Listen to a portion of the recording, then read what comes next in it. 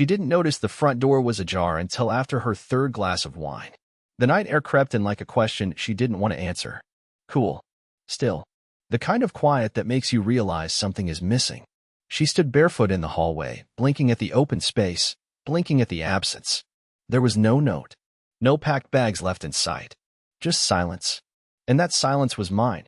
She called my name once. Then again. The same name she used to moan like it meant something. The same name she hadn't spoken in weeks unless it was followed by a complaint. I was already gone. No screaming match. No slamming doors. No public drama or cryptic Facebook posts. Just gone. But this didn't start tonight. It started long before. With a phrase she tossed out one lazy Sunday morning like a used napkin. My body, my rules. At the time, it didn't sting. Not really. I just nodded like a good little husband, because that's what I was trained to do. I folded the laundry, took her empty coffee cup, said something passive and pitiful like, of course. Totally. But she kept using it. Not like a declaration. More like a sword. My body, my rules when she vanished for weekends. My body, my rules when she laughed at me for asking who texted her at midnight. My body, my rules when I reached for her hand and she let it drop like a dead leaf. I used to believe in boundaries, in respect, in letting your partner breathe.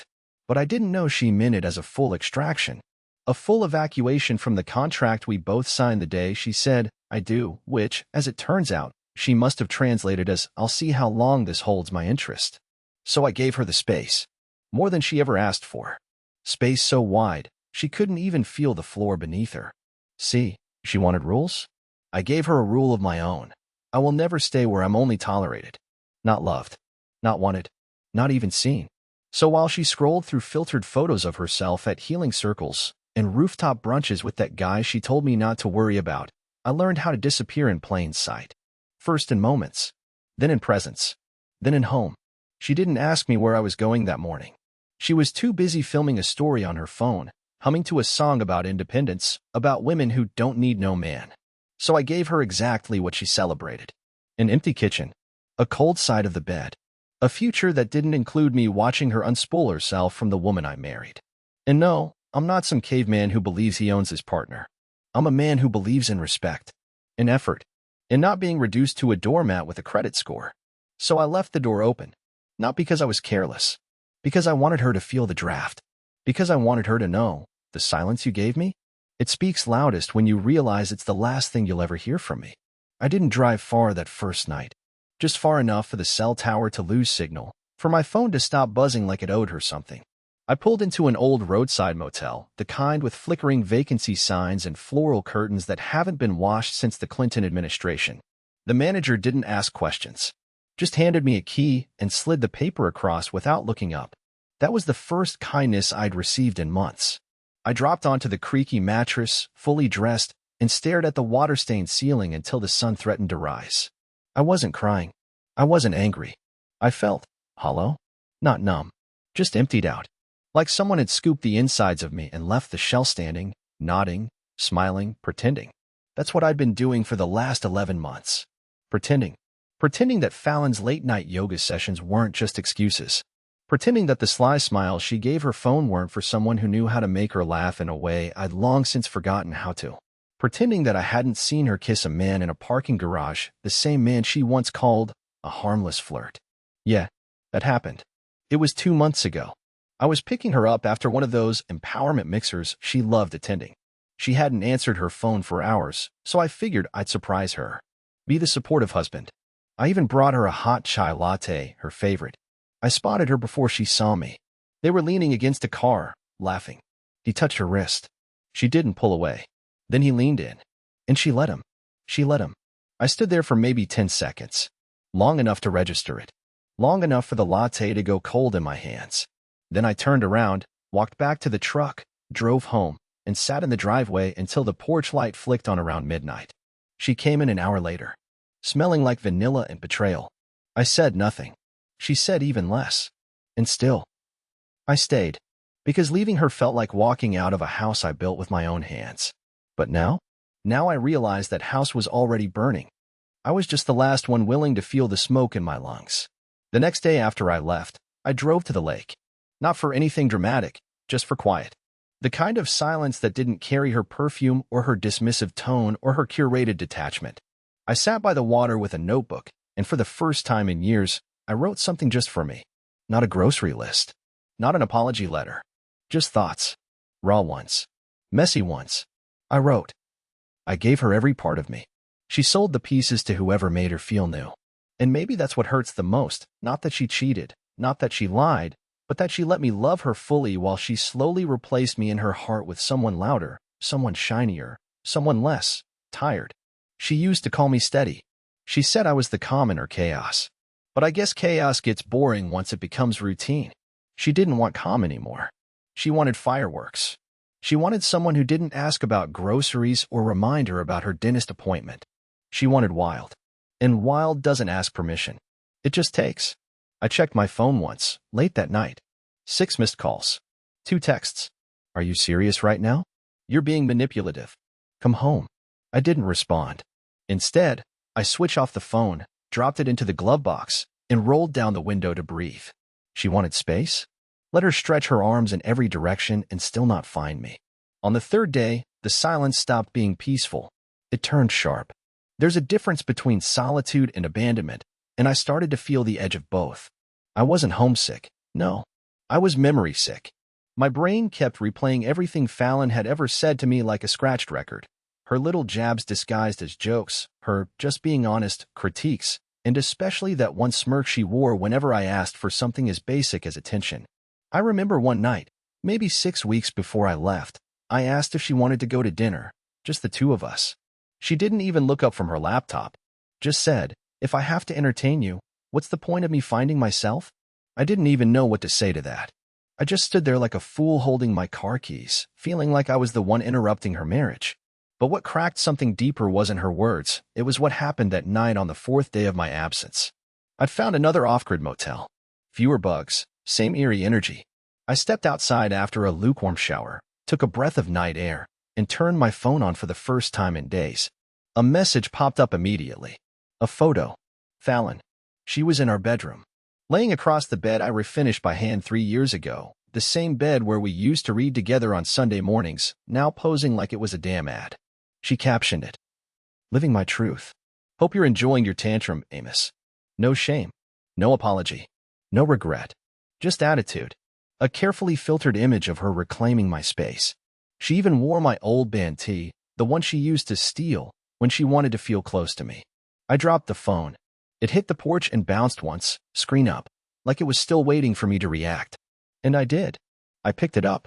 I sat down. I stared at that photo until every ounce of warmth in me iced over. Then I opened the photo gallery and scrolled to the very bottom. I found a picture I hadn't looked at in over a year. A blurry photo of me holding a tiny wooden box, the one I carved for our anniversary. Inside was a silver bracelet engraved with, "I'm not going anywhere." That photo shattered me. Because now, I was gone. And not just physically. So I sent her something back.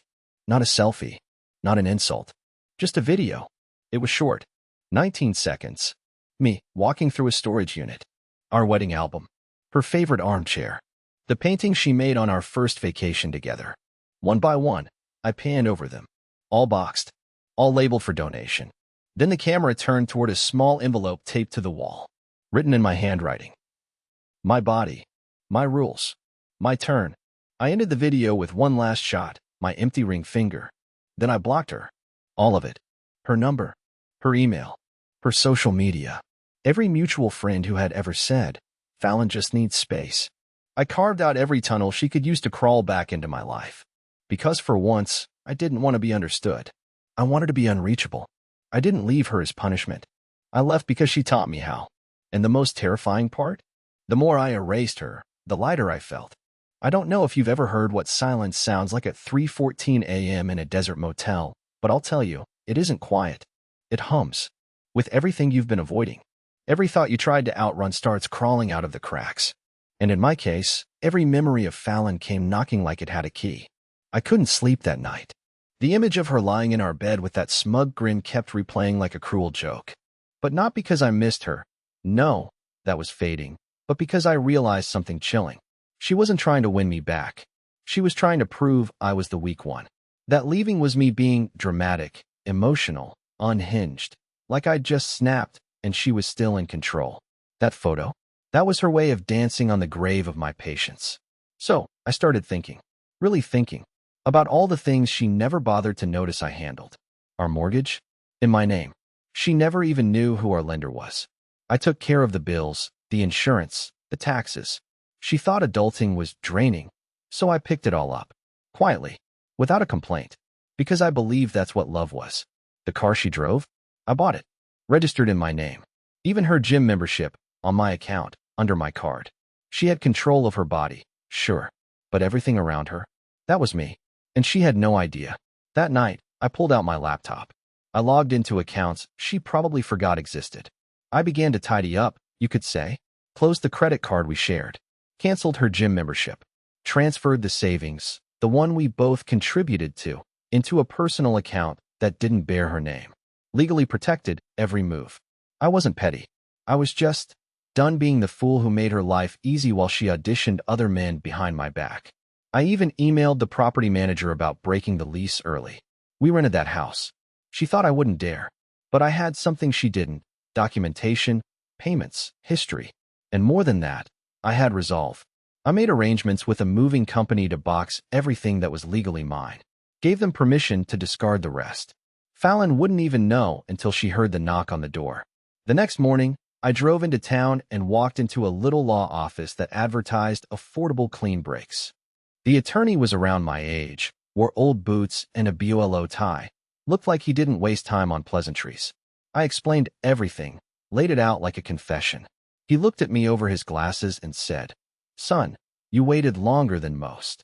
It didn't feel good, but it felt final. A few hours later, while waiting for the paperwork to process, I sat in the diner across the street. I watched the cars pass, wondered if Fallon was still sitting in that house pretending I hadn't slipped through her fingers. And then my phone rang. It was a number I didn't recognize, but I picked up out of instinct. Her voice, sharp as ever. "What did you do to my gym membership?" No hello. No where are you. Just immediate entitlement. I didn't yell. I didn't scold. I just said, I stopped paying for things I no longer use. She went quiet. Then she whispered, "Are you really doing this?" I answered without flinching, "I already did." Click. No goodbye. I sat there with my lukewarm coffee, watching a kid on a skateboard nearly collide with a trash can, and for the first time in years, I smiled without guilt. Fallon once said to me, "I don't owe you anything just because we share a name." And now, she doesn't have to owe me a thing. Because that name? I'm giving it back to myself. It's funny how when someone drains you for years, you don't even realize how tired you were until you start breathing without them. I woke up the morning after I signed the first round of legal documents, and for the first time in what felt like years, I didn't feel dread wrapping around my chest like a seatbelt. I just lay there in that motel bed, the hum of a broken vending machine outside my window, and let the world exist without Fallon's voice competing for center stage in my head. I spent that day in a daze. Got some coffee, wandered into a bookstore that doubled as a bakery, the kind of place Fallon would have rolled her eyes at for not having oat milk or Wi-Fi. I sat in the corner for hours, flipping through pages I barely read, watching people exist without theatrics, without power games, without anyone smirking and saying "my body, my rules" every time someone asked for basic kindness. That phrase, it wasn't just annoying anymore. It had become the billboard over our wreckage. She weaponized it like a license to trample over intimacy, loyalty, partnership, all of it. She didn't want boundaries. She wanted a shield, a spotlight, and no accountability. And yet, despite everything, there was still this small, traitorous part of me, that pathetic little husk of a man I used to be, who wondered if she was okay, who wondered if she'd come to her senses and finally say something real, something vulnerable, even something as simple as, "I went too far." But instead, I got an envelope. It showed up at the front desk of the motel late that night. The manager knocked on my door and handed it over like it might explode. I opened it slowly. Inside was a single printed screenshot. One of my old social media posts, back when Fallon and I were happy. I was holding her in the snow, grinning like a fool, and she'd captioned it, "My safe place." Underneath it, she had written in ink, "I miss when you loved me without rules." No apology. No admittance. Just manipulation disguised as nostalgia. That night, I couldn't sleep. I drove around aimlessly, old roads and empty parking lots, the stars smeared overhead like fading fingerprints. I kept thinking about all the versions of myself I killed to keep her happy. The hobbies I dropped. The friends I lost. The way I stopped talking about my own dreams because hers were louder, shinier, more aligned with her journey. And then something happened that changed the entire course of my spiral. I stopped for gas at a rundown station just off the interstate. I went inside for a coffee, even though it was terrible, and that's when I heard a voice behind me. Amos?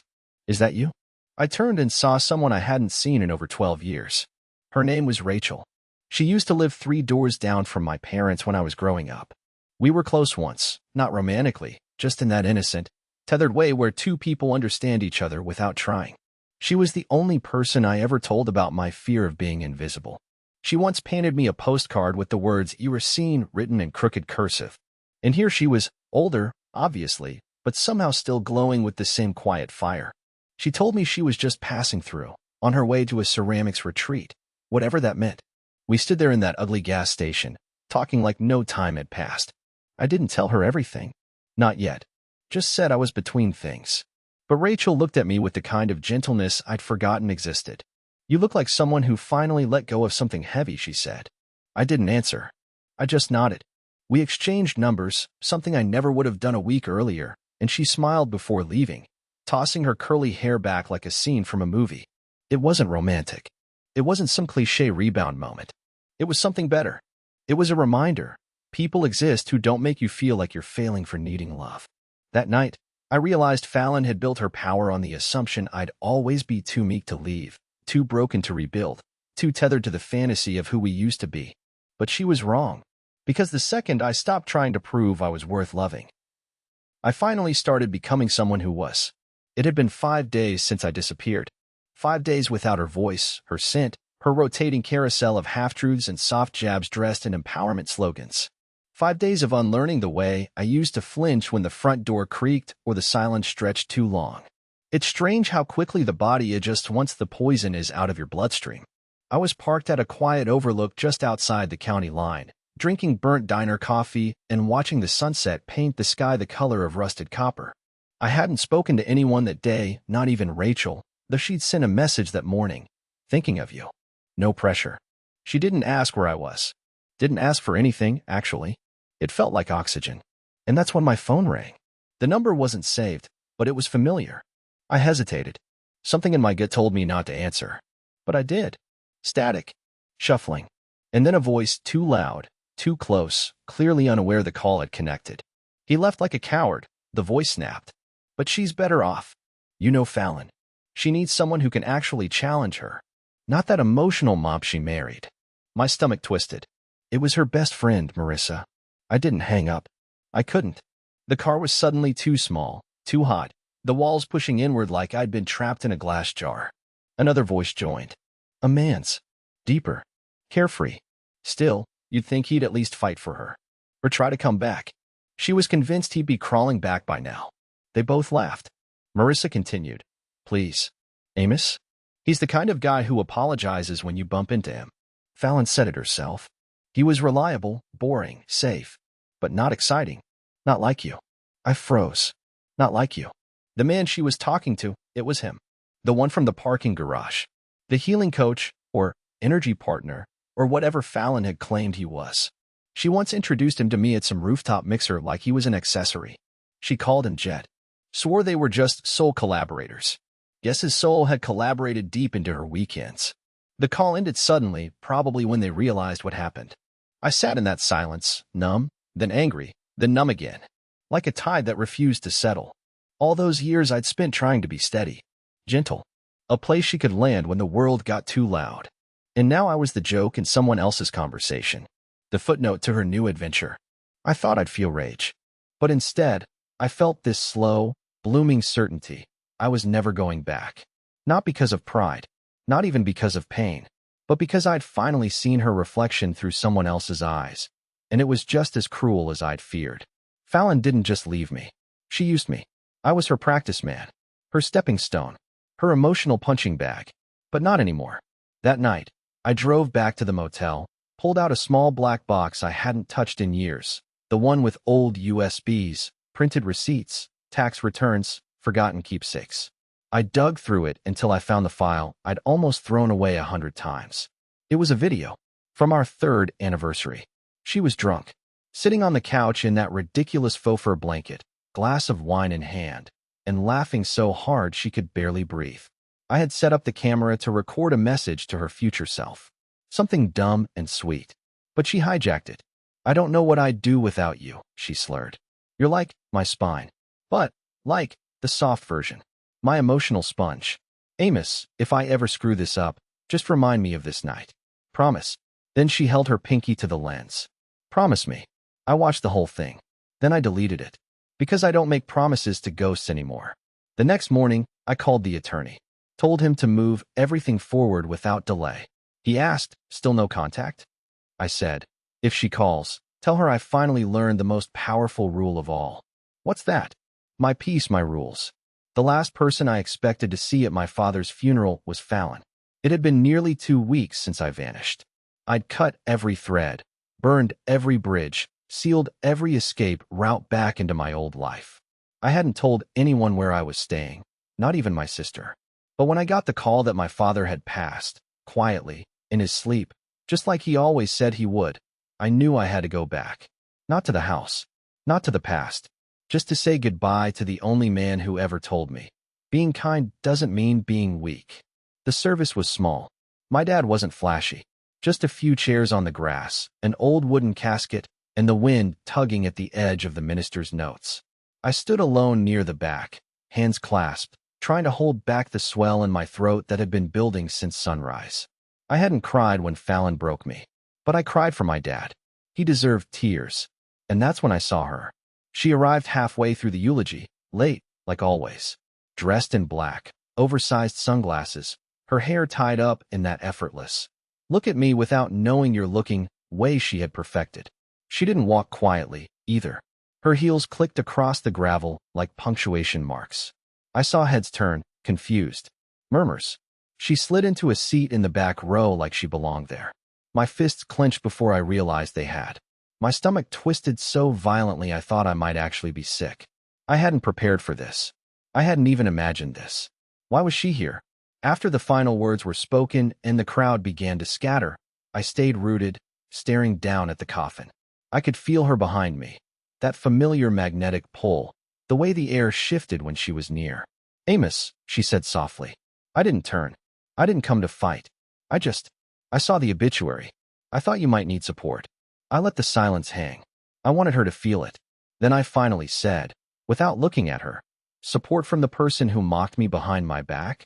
From the woman who said I was too weak to fight for her?" She hesitated. I could almost hear her forming her next performance. "I didn't mean." "You never mean it, Fallon," I interrupted. "You just say things. You set fires and then ask why people are coughing." She stepped closer, and I finally turned to face her. "You didn't come to mourn my father," I said. "You came to see if I was still on my knees." Her lips parted slightly, like she hadn't expected me to have teeth. "That's not fair." "No," I said, "but it's true." She blinked, visibly stung. And for the first time, she didn't have a clever line ready. No smirk, no defense, just the empty, echoing realization that she had no more control. "Jet left," she said suddenly. I didn't react. He said I was too complicated, that I needed too much attention. I almost laughed, not because it was funny, but because I had been saying the same thing in quieter words for years. "He was right," I said. "You exhaust everything you touch." She looked like she wanted to cry, but I didn't believe her. Not anymore. I just thought maybe she trailed off. "Maybe we could talk." "About what?" I asked. "About how you reduced love to an inconvenience. About how you spun your cruelty into slogans and used them as shields." She stepped back. "I didn't expect you to change this much," she said quietly. "That's because you never believed I could." I turned and walked away before she could speak again. I left her standing by a stranger's grave, alone in a crowd she didn't belong to, clutching whatever fantasy she had come there to rewrite. As I got into my truck, my sister climbed in the passenger seat. She hadn't said a word during the whole exchange, but she looked at me now, eyes sharp. "She still thinks she's the main character," she said. I nodded. "But you're not in her story anymore," she added. I drove away, the cemetery shrinking behind me in the rearview mirror. I didn't look back, because some ghosts don't deserve to be mourned. They just need to stay buried. 6 weeks. That's how long it had been since I walked away from the house, the chaos, and the woman who once said, "I do," like it was a dare. 6 weeks of detangling Fallon from every corner of my life, from my finances, my furniture, my peace. And somehow, it still didn't feel like enough time to process everything she'd hollowed out inside me. But something had changed since that day at the cemetery. I stopped waiting for closure, because I finally realized closure isn't something you get from the person who broke you. It's something you give yourself when you choose to stop bleeding for people who handed you the knife. The paperwork was finalized on a Thursday morning. I signed it in silence, handed the pen back to the paralegal, and walked out into the parking lot with the kind of breath I hadn't taken in years. It wasn't dramatic. It wasn't cinematic. It was just real. Solid. My own. I drove back to Dewey Lake. The house was gone, rented out to a new couple who would never know the echoes of that place, and thank God for that. I wasn't going back to rebuild the past. I was going because I needed to return to the version of myself I left behind. I bought a small cabin just off the water, nothing fancy, just wood and quiet and room to heal. I started fixing things again. Not furniture for someone else's showroom, but little projects just for me. A new bookshelf, a bird feeder, a crooked but honest table that wobbled slightly because I liked it that way. And then, one afternoon, Rachel stopped by. She brought cookies, terrible ones, full of oats and weird seeds, but I ate every bite like they were gold. We sat on the porch for hours talking about everything and nothing. She never pried, never pushed. She just existed beside me like a lighthouse, steady, soft, not trying to rescue me, just shining in case I wanted to find my way. I told her everything. About Fallon, about the photo, about the voicemail from Marissa, about the funeral, every horrible detail, every humiliation I once thought I'd never say out loud. She didn't look at me with pity. She just said, "That sounds like a man who gave everything to someone who never knew how to hold it." I didn't cry, but something loosened in my chest. Later that night, she sent me a photo of a clay mug she made. It was slightly lopsided, with a small dent near the handle. She captioned it, "It's imperfect, but it holds warmth." Like you. I saved that photo, because for the first time, someone saw the cracks and didn't flinch. Fallon tried to define me by weakness. She thought I was nothing without her chaos, a man who needed instructions just to breathe. But what she never understood is that softness isn't failure. Kindness isn't submission. I didn't disappear because I was weak. I disappeared because I finally saw what strong looked like. It wasn't shouting. It wasn't revenge. It was peace. And that peace? It's mine now. Completely. Quietly. Unapologetically. Fallon's story ended in a cemetery parking lot. Mine? It's just getting started, with no rules, no begging, and no one left to convince of my worth. Just a cabin, a friend, a sky full of stars, and finally, a life I want to live.